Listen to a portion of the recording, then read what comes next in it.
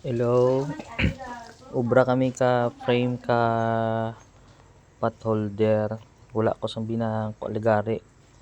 Ara na gamit lang ko binangon. Buka lang amat-amat. Yan, ayan o, gamit ang binangon. So sa grasya sang Ginoo na tinluan man diri sa Balot Island, wala gid sang damo gamit ako nga dala. So abilabula nangita ko sa basurahan sang mga kahoy, amo na nakita ko Coco lumber nga 1x2 na mga 3 feet ang laba. So utod-utod ko lang using sang bulo o binangon na ara siya ng gintangkap. Matamat ko lang ka labo para hindi mag-crack. Okay, so tapos gintangkap ang punta ang duha ka side, pareho nga lipot, duha ka side laba gamit sang lansang nga una imidya para na ginlansangan. Tapos grasya sang Lord wala man naglitik.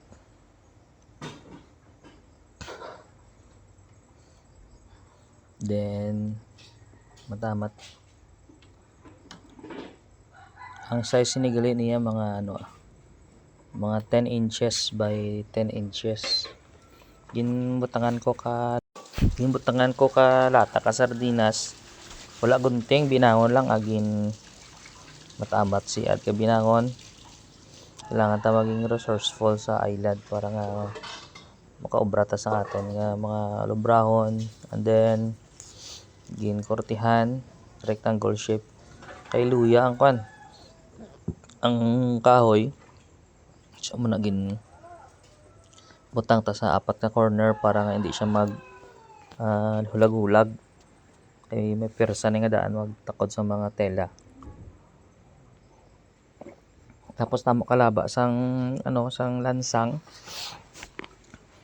Kulang pa lansang. Ginhimo ko utod ko, pinutol ko yung pako.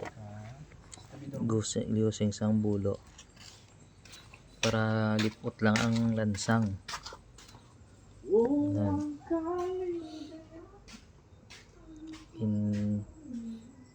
Ginutod ko siya using sang bulo.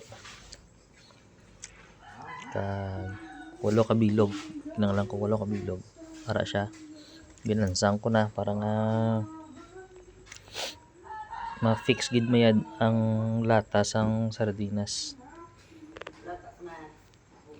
By God's grace wala man naglitik kay lipot lang lipot lang mga 1 cm lang kalabaon sang lansang ginutod ko.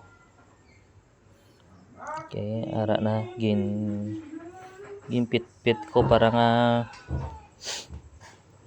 hindi siya maghulag kag ginbutangan ko scotch tape. Okay, packing tape nga dako. Ginbutangan ko ang frame palibot para nga hindi magsangit ang mga tela kung mag-ubra na bala. Yes, gin-align ko ang mga lansang. Dara na siya ilagay. Nagamit ko nylon para magtakod sang lansang para nga masibo mo gid nga kumplito. So ang sa piyak nga side ang lower side kag right side 18, ang upper kag left side 17. So ang piyak ang babaw kag side ang babaw kag other side is even. Okay, so ara na ginbadbad ko na ang nylon kag gin-align. Gingunting namon ang mga tela para nga iplastar sa frame nga ginobra. So manami gamiton ang mga bayo nga mga stretchable jersey, jogging pants, mga polyester nga mga t-shirt. Okay man ang cotton galing kay daw katiga siya ga bunuton. Kung magunting kamo sang cotton, nara ang puti cotton ina. Medyo mabarbudlay mag-arrange namon kay matiga siya i-weave. Ayan. So hinahinay lang up and down hasta gid nga makompleto. Ako anay nag-demo sa ila. After that sila naman ginuna ko anay ang tatlo ka portion. Samtang kabra ko nagkatanaw ang mga nanay. Nigali siya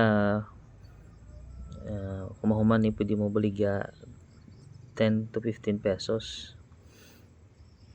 Kaysa kadlaw mga pulo ni kabilog mo obra mo kung may nagunting ka na nga mga tela.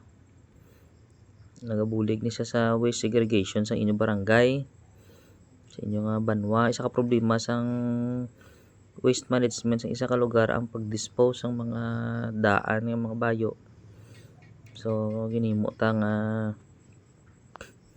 amo ni ang fabric weaving para nga mapuslan instead nga ihaboy pakinabangan pa. Gamay na lang nga portion ang mahaboy. Okay, so ara na antes mo isunod ang next. Dapat hugton mo gid anay. Putungon mo di sa piyak na side na para na mo na hugton gid using your hand or using isang stick or gunting. Ara na tapos na nila ginbalik nila sa akon. Ginpang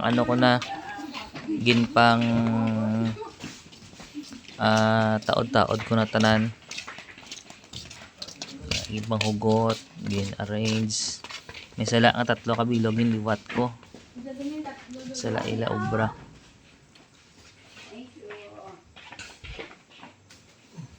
Okay, so tundaan ko sila kung paano mag-repair. Dapat si-on mo gid. Tanawon gid, double check.